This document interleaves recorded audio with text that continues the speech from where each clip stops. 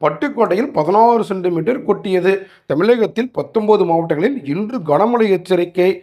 கடலோரப் பகுதிகளில் 55 கிலோமீட்டர் வேகத்தில் சூறைக்காற்று வீசும். ஐகோர்ட் கூறிய கருத்தின் அடிப்படையில் தமிழகத்திற்குள் போதைப்பொருள் நுழைவதை தடுக்க போலீசாருக்கு பயிற்சி. முதலமைச்சர் மு.க.ஸ்டாலின் ஆலோசனை. நிபந்தனைகளை மீறுகிறார்.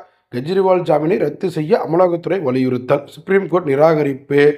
கோவிஷீல்டை தொடர்ந்து கோவேக்சின் தடுப்பூசி போட்டவர்களுக்கும் உடல்நலப் பிரச்சனைகள். ஆய்வில் தகவல். பள்ளிக்கல்வித்துறை சார்ந்த எமிஸ் தளத்தில் தரவுகளை உள்ளீடு செய்யும் பணிகளில் இருந்து ஆசிரியர்கள் விடுவிப்பா. ஒப்பந்த பணியாளர்களை கொண்டு மேற்கொள்ள உள்ளதாக தகவல். SSLC +2 பொதுத் தேர்வில் 100% தேர்ச்சி பெற்ற அரசு பள்ளிகளுக்கு பாராட்டு விழா. பள்ளிக்கல்வித்துறை புதிய முயற்சி. துப்பாக்கி சூட்டுக்கு ஆளான ஸ்லோவக்கியா பிரதமருக்கு தொடர்ந்து தீவிர சிகிச்சை. தாக்குதலுக்கு பிரதமர் மோடி கடும் கண்டனம். சென்னையில் ATM